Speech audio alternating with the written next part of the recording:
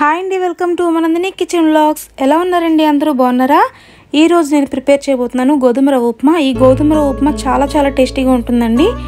చాలామందికి ఉప్మా అనగానే తినబుద్ధి కాదు, ఉప్మానా అంటారు కదా. బట్ కానీ ఈ ఉప్మా చేసుకున్నారంటే మళ్ళీ తినాలనుకుంటారనమాట, అంత టేస్టీగా ఉంటుంది.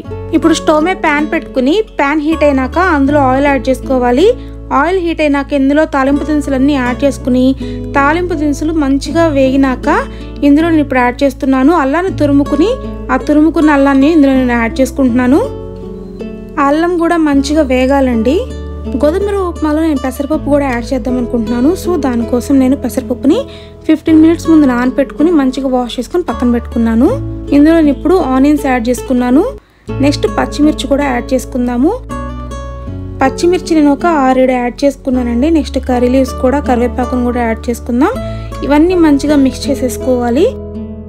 ఆనియన్స్ కొంచెం సాఫ్ట్గా అయ్యేదాకా మనం దీన్ని వేయించుకుందాం. ఇప్పుడు ఆనియన్స్ కొంచెం సాఫ్ట్గా అయినాయి కదా. సో ఇప్పుడు నేను క్యారెట్ని చిన్న పీసెస్గా కట్ చేసుకుని క్యారెట్ యాడ్ చేసుకుంటున్నాను. క్యారెట్ ఒకటే కాదు, ఆలు యాడ్ చేసుకోవచ్చు, ఇంకా బఠానీ, స్వీట్ కార్న్, బీన్స్, ఇలాగా ఏవైనా సరే మన ఇంట్లో ఉన్న ఏ వెజిటబుల్స్ అయినా కూడా యాడ్ చేసుకోవచ్చు.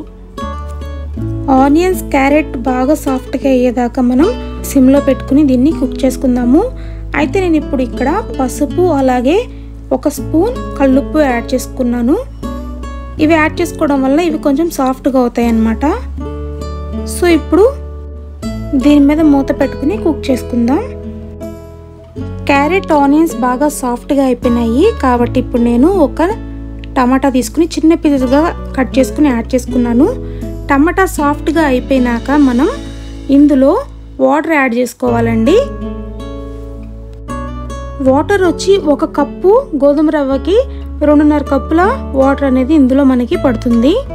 ఈ గోధుమ రవ్వ ఉప్మా వలన హెల్త్ బెనిఫిట్స్ చాలా ఉన్నాయి.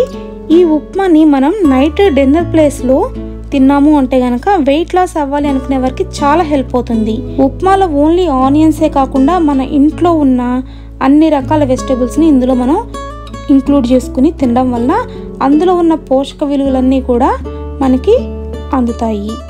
Beans, green peas, sweet corn కూడా మనం ఇందులో యాడ్ చేసుకోవచ్చు. జీడిపప్పు, వేరుశనగపప్పు, ఇలా మనం ఏది కావాలంటే అది ఇందులో యాడ్ చేసుకోవచ్చండి.